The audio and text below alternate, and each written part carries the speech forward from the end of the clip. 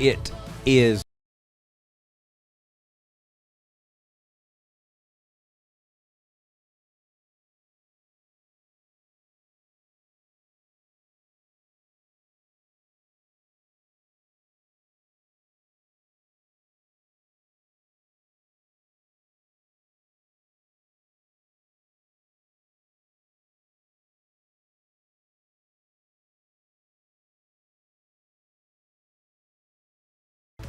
it is Marcus Benjamin, and you're going to be hanging out with me for about 12 to 15 minutes every day.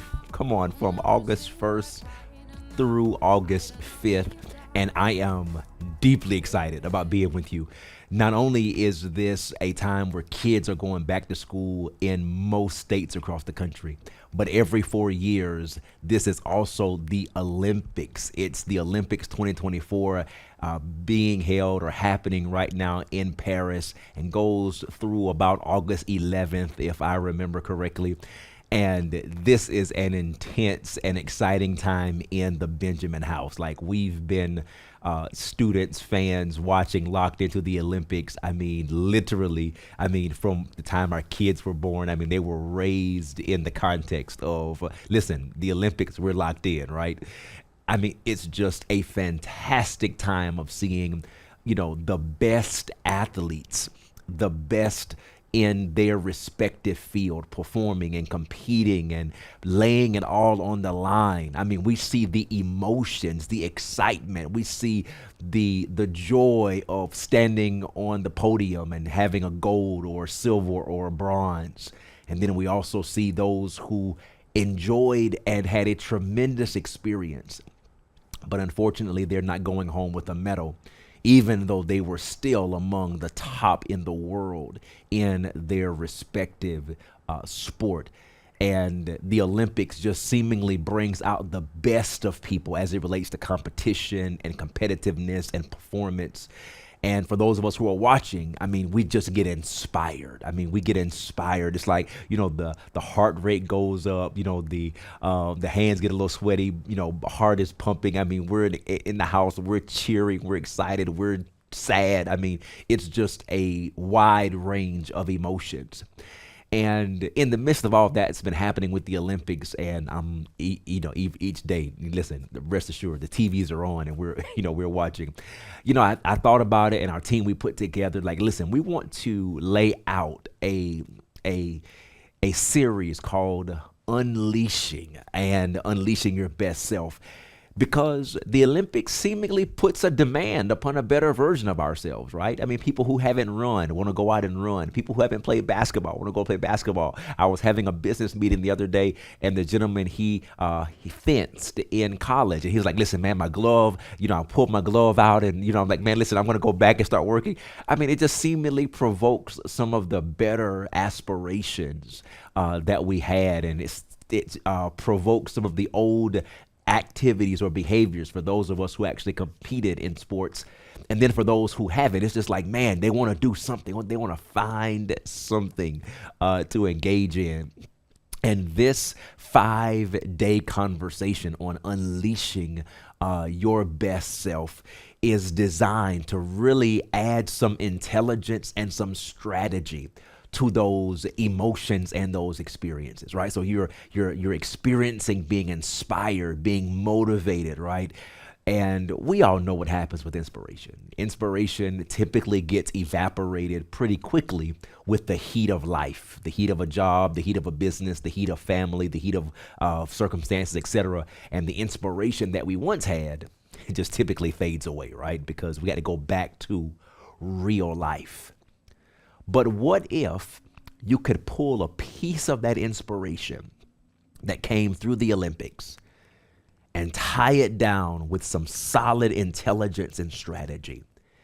And over a period of 3 weeks, 3 months, or 3 years, you actually unleash a better version of yourself that actually makes a better version, not only for you, but for your spouse, for your children, for your company, for your employees, for your employers, for your colleagues, for your friends and family, that as you become a better version of yourself, that as you tie down that inspiration with some strategy and some intelligent action, that you could become a better version of yourself that actually gave more meaning, more significance, and more satisfaction to your life. And that's what we will be doing over these next 4 days. Now, let me give you a quick example, a real life example to make a point of our first conversation today, or that will be leading into our first conversation today in the graphic. Each day we'll have a graphic that'll be the centerpiece of that 10 to 15 minute conversation. And as a matter of fact, Ennis is here in the studio. He's one of our engineers here. And we were having a conversation about, basketball in high school or whatever. And I remember sitting toward the end of the bench in high school. And I was playing basketball as a sophomore in high school, my first year playing basketball. And I remember sitting at the end of the bench, near the end of the bench, maybe one or two other guys right here. And there were several other guys on this side. And I remember going home with my jersey dry on far too many nights. Now, for those of you who play basketball, going home with your jersey dry, that's not a good thing. That means you didn't play. You didn't sweat. You don't need to wash it because you didn't sweat. you understand? And I remember having a conversation with my assistant coach, I need to know what to do to play. No, seriously. I need you to tell me what I need to do to play. Excuse me. I'm tired of going home with the jersey dry. What am I saying to you? That perspective from that experience as a sophomore in high school actually changed nearly every area of my life. It changed how I approached academics, because literally I was at that time as a sophomore, I was in the bottom half of my class as a high school sophomore. I was in the bottom half. Now, if you went and looked at my freshman year, I would have been in the bottom 25%. But by the time I was a sophomore, I was in the bottom half. Come on, pray for me. I was getting better, right? Bottom half. But I remember being in the bottom half, and my high school principal, Mr. Ennis Bryant Sr., was like, let's go look in the guidance office. And we looked in the guidance office, and he showed me exactly where I was. I didn't even realize they were ranking kids in high school. That's how far away from the academic side we were. I didn't know. I was like, they rank kids? Y'all actually rank them? And he's like, yeah, by grades. Your grades give you a class rank, and that class rank affects, scholarships and college opportunities and things like that. And I'm like, what? Nobody ever told me this, right? But by recognizing that, it actually correlated back to that basketball experience. Hold on for a second. I'm in the bottom half of this class. Just like in the basketball court, man, I'm not touching the floor. I'm in the bottom 20% of this basketball team. What do I need to do to get on the floor? What do I need to do to get from the bottom half of the class and get up, in those top 10, the top 25? And that perspective changed my life from that day as a 14, 15-year-old to today, soon to be 45.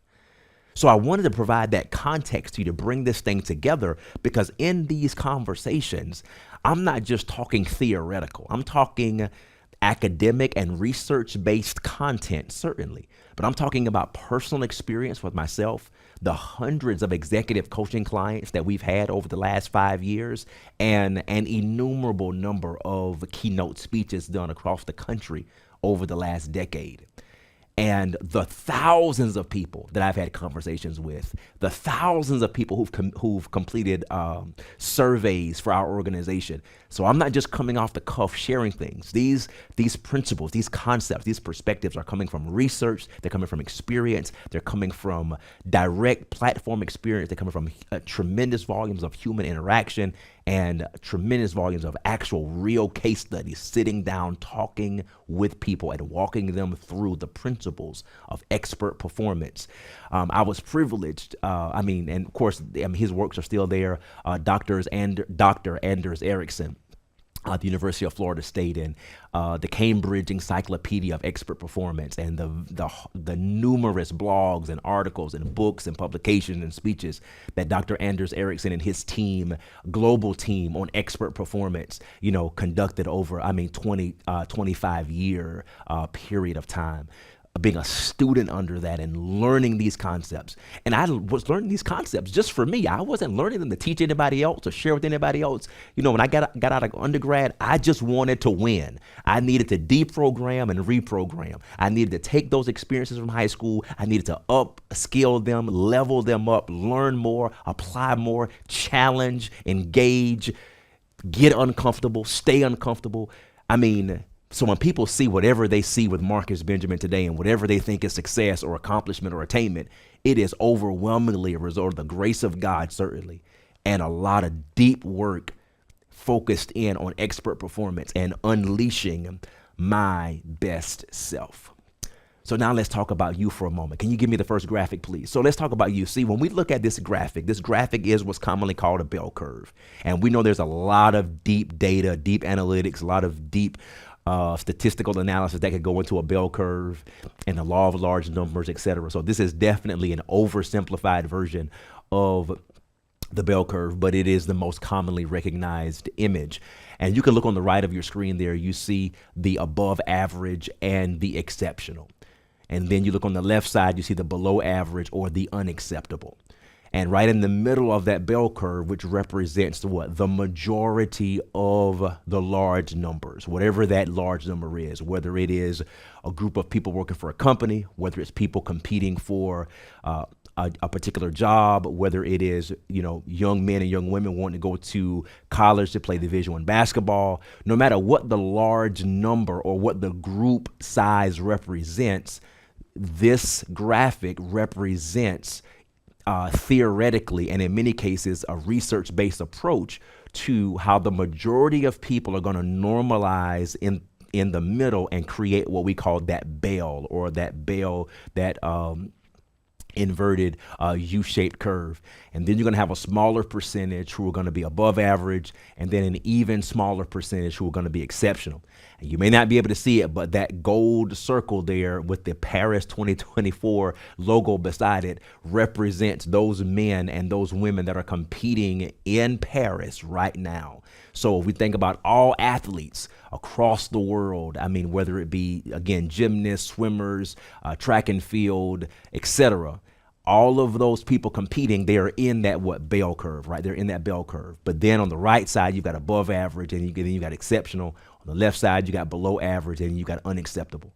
Now, the reason why I want you to see that bell curve is because right now in your life, your habits, your choices, your decisions, your attitudes, your perspectives toward life, business, career, work, marriage, parenting, etc., every area of your life, there's a bell curve for that area. There's a bell curve for your parenting because there's a large sample size of parents. There's a bell curve for being a spouse, a husband or a wife. There's a large sample size. Whether you're an entrepreneur, small business owner, CEO, VP, whatever your position is, accountant, attorney, executive secretary, guess what? You're not the only person with that job. And because of that, there's a sample size, there's a group, right? There's an association for accountants, association for what? Administrative professionals, associations for attorneys, associations for consultants, right? There's a large number, there's a sample size, and there is a way that these sample sizes are what? Are categorized. And guess what? The question that we get uncomfortable with answering is, where are you, or where am I in that bell curve? Am I smack in the middle of that bell curve? Am I average? Am I above average? Am I in the exceptional group, or am I below average, or am I unacceptable? You see, you have to acknowledge where you are and be honest with yourself without any form of cognitive dissonance, and be honest and say, you know what? If I were to examine the last 6 months of my actions and the outcomes from those actions, or my last 2 years and the outcomes from those last 2 years, where do I fall? That's why on many jobs, you've got performance reviews and performance appraisals and things like that to see how you compare with other colleagues and other people in similar roles, and how you compare with how you did and where you were in the previous year. If you can put the graphic back up for me, please, I want you to see this, because in that bell curve, the reality is the people who live by default, The people who just simply respond and react to life, respond and react to circumstances and situations, etc. They're the ones who make up what? The majority of that bell curve right there in the middle. The people who tend to have a positive response to life circumstances, life challenges, etc. They're the ones who begin to move maybe a little bit above average. The ones who have a negative response to the challenges and difficulties and situations of life, they tend to what? Have the below average. But when you see the exceptional are the ones who intentionally design, intentionally plan out, intentionally orchestrate what their life is going to be like. So bring it back to me in my last minute. When you look at nearly every single Olympic athlete, why do they show the backstories? Why did they show Simone Biles when she was small and the rest of them? Why do they show Michael Phelps? And why do they show Noah Lyles and all? Why do they show these men and women and they show their images from a child? And because guess what? The overwhelming majority of research shows that what? These were dreams and aspirations that they had since they were like 3 years old, 4 years old, 5 years old, 7 years old, 9 years old. Why? Because their parents help design an intentional approach to life to get them into the best possible opportunity for them to become exceptional.